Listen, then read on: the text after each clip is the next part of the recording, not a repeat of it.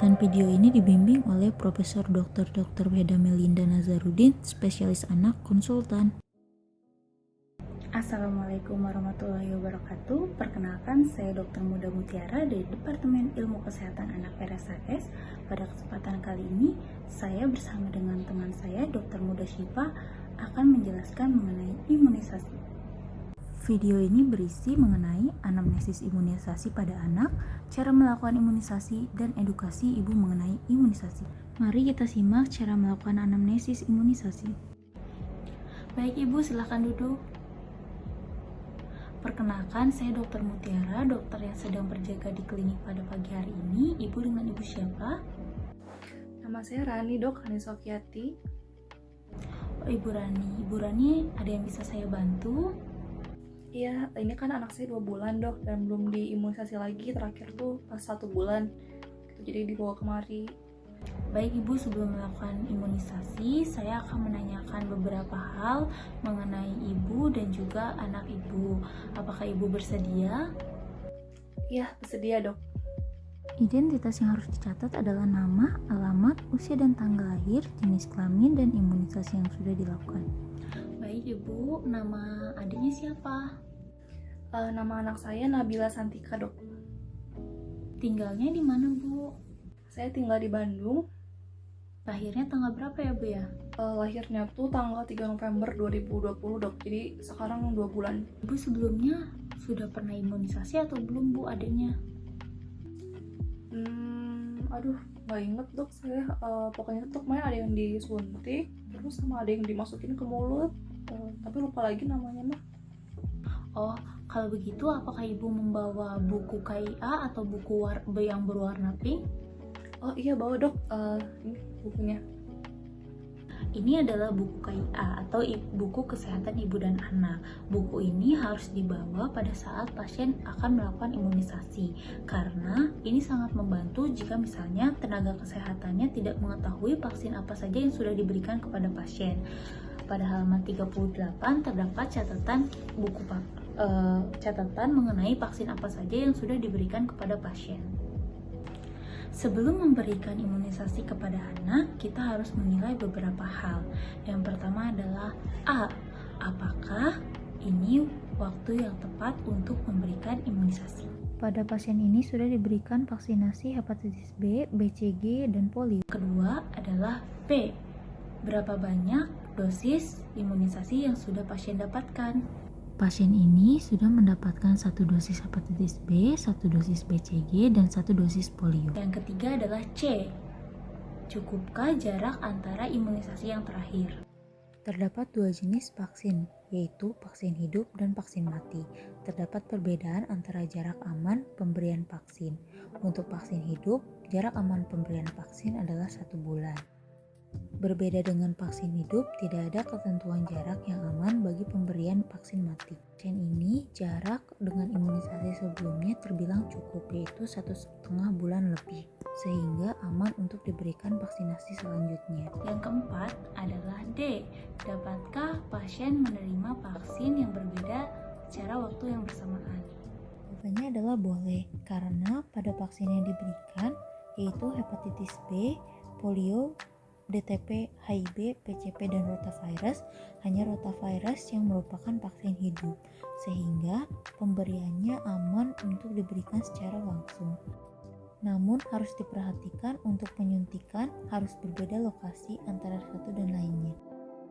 Yang kelima adalah E. Evaluasi kontraindikasi yang dimiliki oleh pasien. Baik Ibu, tadi Ibu berbicara tentang vaksin 1 bulan yang lalu ya Bu ya. Nah setelah vaksin itu apakah ada gatal-gatal Bu anaknya atau jadi demam sangat tinggi seperti itu? Enggak sih, Dok, biasa aja. Setelah dilakukan anamnesis, pasien tidak mempunyai riwayat anafilaktik, demam lebih dari 40 Celcius, kejang demam, ataupun kontak dengan pasien HIV. Ini adalah jadwal imunisasi anak umur 0-18 tahun, rekomendasi Ikatan Dokter Anak Indonesia atau IDAI tahun 2020. Pada pasien ini, pasien datang saat berusia 2 bulan, maka imunisasi yang akan diberikan adalah hepatitis B, polio, DTP, HIV, PCP, dan rotavirus. Baik ibu, karena usia anak ibu 2 bulan, maka sesuai dengan jadwal imunisasi ada 6 vaksin yang harus diberikan. Yang pertama adalah vaksin hepatitis B. Vaksin hepatitis B ini membantu anak ibu untuk tercegah dari infeksi virus hepatitis B atau radang hati. Lalu yang kedua adalah polio vaksin. Polio vaksin ini membantu anak ibu untuk tercegah dari infeksi virus polio. Yang ketiga adalah DTP. DTP ini vaksin yang digunakan untuk mencegah penyakit difteri, tetanus, dan pertusis atau batuk rejan ya Bu ya. Yang keempat adalah vaksin HIV. Vaksin HIV ini membantu anak ibu untuk tercegah dari infeksi Haemophilus influenza tipe B. Yang kelima adalah vaksin PCP. Nah, vaksin PCP ini membantu anak ibu untuk tercegah dari bakteri pneumococcus. Nah, bakteri pneumococcus ini dapat menyebabkan penyakit-penyakit yang berbahaya. Contohnya adalah meningitis dan pneumonia. Lalu yang keenam adalah vaksin rotavirus. Vaksin rotavirus ini mencegah anak ibu dari infeksi virus rotavirus. Contohnya adalah diare yang disebabkan oleh virus rotavirus. Nah, untuk di Indonesia, kemasan dari vaksin polio, hepatitis B, HIV, dan juga DTP ini ada 2 jenis. Yang pertama adalah keempat vaksin tersebut digabungkan menjadi satu kemasan atau yang kita kenal dengan DTP combo. Nah, vaksin DTP combo ini adalah vaksin hexavalen. Untuk kerugiannya adalah vaksin ini harganya mahal. Nah, ada yang lebih murah, itu disebut dengan pentabio. Tapi untuk pentabio ini terdiri dari 3 vaksin. Yang pertama ada DTP, HIV, dan juga hepatitis B. Dan untuk polionya ini disuntikan secara terpisah. Seperti itu Ibu. Bagaimana menurut Ibu? Apakah anaknya akan dilakukan vaksinasi ke-6 vaksin tersebut atau bagaimana? Oh iya boleh dok, 6 vaksin langsung aja biar anak saya terlindungi. Untuk kemasannya yang murah aja dok, yang pentabio. Baik Ibu, jika Ibu memutuskan hari ini divaksin 6 vaksin, berarti ada 3 vaksin yang disuntikan. Yang pertama adalah DTP, HIV, dan juga hepatitis B.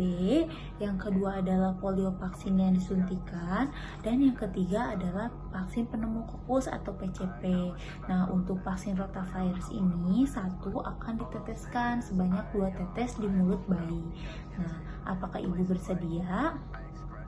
Oh iya baik dok. Cara melakukan imunisasi pada anak. Perkenalkan, nama saya Dr. Muda Syifa dari Departemen Ilmu Kesehatan Anak.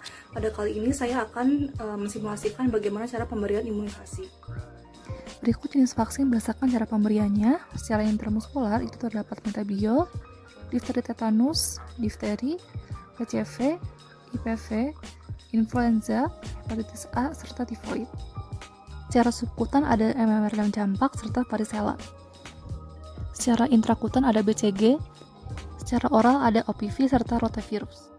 Pada kasus ini, pasien sudah berusia 2 bulan sehingga sebenarnya sudah diberikan vaksin BCG. Namun di sini saya tetap akan simulasikan cara pemberiannya yaitu secara intrakutan sebagai bahan pembelajaran. Pertama, kita cuci tangan terlebih dahulu. Pada vaksin BCG, kita memerlukan vaksin BCG dalam bentuk bubuk, kemudian pelarutnya atau diluen, kemudian spuit 3 cc, spuit 1 cc beserta kalsa kering.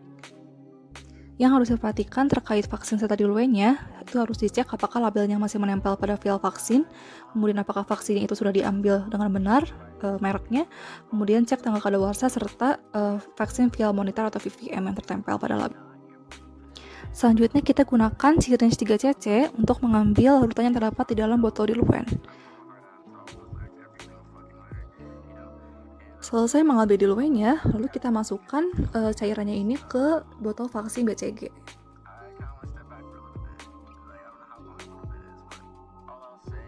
Kemudian kita kocok seperti angka 8 agar terlarut. Apabila sudah larut, maka kita ambil vaksin BCG menggunakan spuit 1 cc. Namun, bagian ujungnya diganti menggunakan needle 24 yang terdapat pada spuit 3 cc. Setelah itu kita ambil vaksinnya sebanyak 0,05 cc. Saat vaksin siap disuntikan, pertama kita posisikan bayi menyamping pada pangkuan ibu, lalu buka baju lengan atas sampai ke bahu. Ibu harus memegang bayi dekat dengan tubuhnya, kemudian menopang kepala bayi serta memegang lengan bayi agar dekat dengan tubuh bayi. Karena BCG vaksin hidup, cukup gunakan air saja sebelum penyuntikan sehingga tidak usah menggunakan alkohol swab. Kemudian ambil siringe dengan tangan kanan, kemudian posisikan bevel menghadap atas. Setelah itu kita regangkan kulit yang akan ditusuk dengan ibu jari dan telunjuk agar kulit rata. Kemudian posisikan siringe dan needle 0 hingga 15 derajat dari kulit bayi. Kemudian tusuk needle ke bawah ketebalan kulit lalu masukkan vaksin sebanyak 0,05 ml. Kemudian kita tarik needle secara perlahan. Tanda obat masuk akan terbentuk benjolan di tempat penyuntikannya. Sesudah penyuntikan vaksin, biarkan area tempat penyuntikan tetap terbuka sehingga tidak perlu diplester.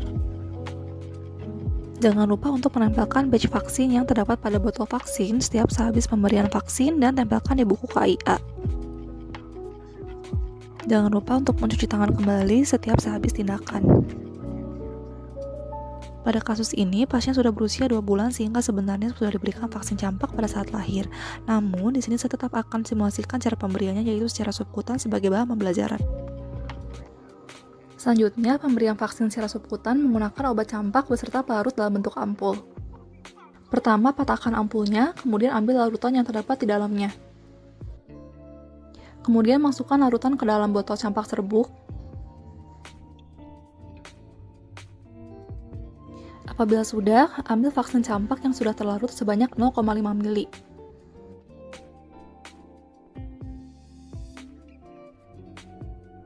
Bila vaksin sudah siap, posisikan bayi menyamping pada pangkuan ibu dengan bagian lengan terbuka. Minta ibu untuk memegang bagian lengan pada anaknya. Kemudian, cubit kulit lengan di bagian yang akan ditusuk, kemudian tusuk secara cepat pada kulit dengan sudut 45 derajat mengarah ke bahu. Setelah vaksin sebanyak 0,5 ml disuntikan, lepas jarum dan tempelkan plester pada tempat penyuntikan. Jangan lupa untuk menempelkan badge vaksin yang terdapat pada botol vaksin setiap sehabis pemberian vaksin dan tempelkan di buku KIA. Jangan lupa untuk mencuci tangan kembali setiap sehabis tindakan. Pada kasus ini, pasien juga menerima vaksin polio beserta rotavirus yang diberikan secara oral. Dalam simulasi ini, saya menggunakan vaksin polio sebagai contoh. Selanjutnya, pada pemberian vaksin secara oral, lakukan pengecekan juga pada label vaksin yang akan digunakan, seperti nama label, tanggal kadaluarsa, beserta VVM yang tertera pada label. Apabila sudah, tutup dari botol vaksin dibuka, kemudian diganti menggunakan dropper yang sudah tersedia untuk memudahkan pemberian obat secara oral. Bila vaksin sudah siap, minta ibu untuk memegang bayinya dengan kepala tertopang dan agak mendongak. Pastikan dagu dan pipi bayi juga harus kering. Kemudian buka mulut bayi secara halus dengan menaruh ibu jari di dagu, kemudian turunkan rahang atau pencet kedua pipi bayi sehingga mulutnya terbuka. Teteskan 2 tetes vaksin ke lidah bayi dan pastikan jangan sampai dropper vaksin tersentuh oleh bayi. Jangan lupa untuk menempelkan badge vaksin yang terdapat pada botol vaksin setiap sehabis pemberian vaksin dan tempelkan di buku KIA. Jangan lupa untuk mencuci tangan kembali setiap sehabis tindakan. Pada kasus ini, pasien juga menerima vaksin DTP, hepatitis B, HIV, beserta PCV yang diberikan secara intramuskular. Dalam simulasi ini, saya menggunakan vaksin DTP sebagai contoh. Selanjutnya pada pemberian vaksin secara intramuskular, di sini saya menggunakan obat DPT, yaitu ada DPT wholesale beserta aseluler. Di sini saya menggunakan DPT wholesale untuk mengambil vaksin sebanyak 0,5 ml menggunakan spuit 3 cc. Kemudian ganti ujung needle dikarenakan tidak boleh menyuntik menggunakan spuit yang sama. Bila vaksin sudah siap, posisikan bayi menyamping pada pangkuan ibu dengan kaki terbuka seluruhnya, dan minta ibu untuk memegang kaki bayi. Daerah penyuntikan itu di trochanter mayor hingga condylus lateralis atau pada vastus lateralis di sepertiga bagian atas paha. Kemudian tusukkan needle pada sudut 90 derajat, masukkan vaksin secara perlahan dengan dosis sebanyak 0,5 ml. Kemudian withdraw needle dan pasang plester pada area yang telah divaksin. Jangan lupa untuk menempelkan badge vaksin yang terdapat pada botol vaksin setiap sehabis pemberian vaksin dan tempelkan di buku KIA. Jangan lupa untuk mencuci tangan kembali setiap sehabis tindakan. Setelah pemberian imunisasi, jangan lupa untuk membuang syringe dan jarum bekas pakai ke disposal box. Kemudian bakar dan kubur sisa pembakarannya. Edukasi ibu mengenai imunisasi. Setelah memberikan vaksin, maka kita harus lakukan dokumentasi mengenai tanggal, waktu, dan tempat pemberian imunisasi. Ini adalah buku KIA atau buku kesehatan ibu dan anak. Setelah pasien dilakukan imunisasi, kita akan melakukan pencatatan di catatan imunisasi anak. Lalu kita catat tanggal pemberian. Pada pasien ini, pada DPT, HB, dan HIB1, polio 2, dan untuk PCP kita bisa tulis di bagian vaksin tambahan atau vaksin lain, dan ditulis tanggal pemberiannya. Lalu, pencatatan di catatan penyakit dan masalah pertumbuhan dan perkembangan. Di sini kita catat tanggal yaitu 04, 01 dan tahun 2021. Penyakit adalah pemberian imunisasi, tindakan atau rujukan atau umpan balik yaitu pemberian vaksin polio 1, HB, HIB, DTP, pemberian PCP, dan juga pemberian vaksin rotavirus. Lalu pada bagian ini kita juga tempelkan label vaksin yang telah kita berikan kepada anak tersebut. Lalu di sini ada keterangan berisi nama, tempat pelayanan yaitu di Puskesmas Sarijadi dan Parap, jangan lupa. Tutup. Ini adalah contoh buku KIA yang sudah diisi, di mana pada buku KIA ini terdapat tanggal, umur, tahun, bulan, dan hari harus disebutkan, lalu berat badan pada saat pemeriksaan, tinggi badan, dan lingkar kepala. Ini adalah contoh label vaksin atau imunisasi yang diberikan pada saat atau yang ditempelkan pada saat pasien melakukan imunisasi. Terlihat seperti ini.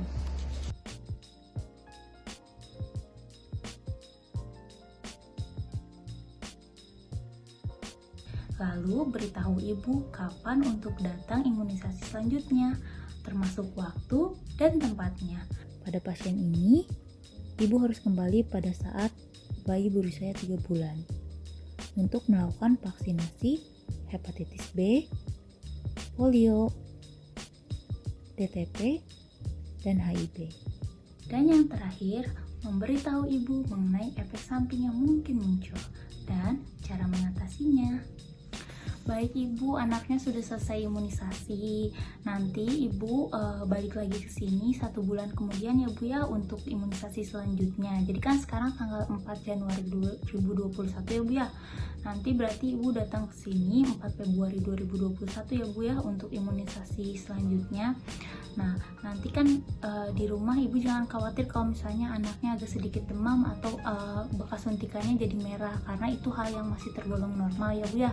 Kalau misalnya ada tanda-tanda yang mengancam jiwa seperti misalnya anaknya kejang-kejang atau panasnya sangat tinggi, ibu bawa lagi kemari untuk dilakukan penanganan selanjutnya. Seperti itu bu. Apakah ibu ada yang ingin ditanyakan? Tidak ada. Baik ibu, terima kasih. Selamat berjumpa bulan depan ya bu ya. Oh iya baik dok, terima kasih banyak dok.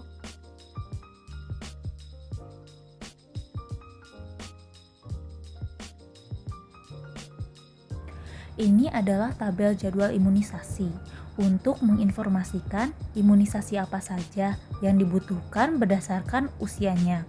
Kita lihat di sini sebelah kiri ada 15 macam vaksinasi. Lalu di bagian atas ada rentang usia dalam bentuk bulan dan tahun, dimulai dari lahir sampai dengan 24 bulan dan dari 3 tahun sampai dengan 18 tahun. Perlu kita ingat bahwa anak melakukan imunisasi kepada dokter anak sampai berumur 18 tahun. Kemudian, ada beberapa warna yang berbeda pada tabel tersebut. Ini melambangkan perbedaan jenis imunisasi. Yang pertama berwarna biru, yang artinya imunisasi primer. Yang kedua, pink melambangkan booster atau penguatan, karena ada beberapa jenis imunisasi yang membutuhkan dosis booster atau tambahan. Yang ketiga adalah oranye. Jenis imunisasi ini diberikan pada daerah-daerah endemis. Dan yang terakhir adalah kuning.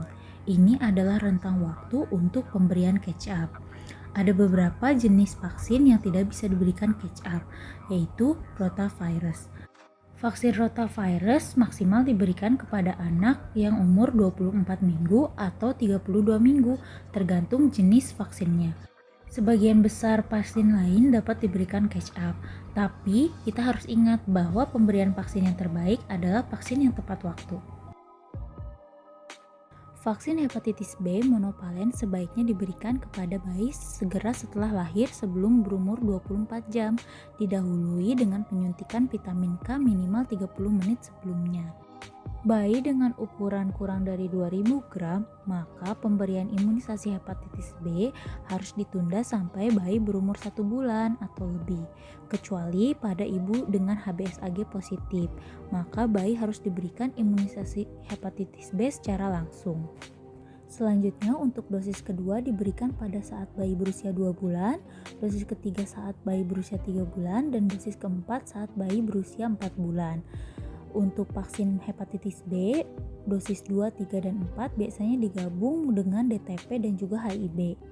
Lalu pada usia 18 bulan, bayi bisa diberikan booster hepatitis B. Selanjutnya adalah vaksin polio. Vaksin polio mempunyai dua jenis, yang pertama ada oral atau OPP, yang kedua adalah suntikan atau IPP. Dosis polio 0 diberikan pada saat setelah bayi lahir dan dalam bentuk OPP. Untuk dosis 1, 2, dan 3 diberikan pada bulan 2, 3, dan juga 4.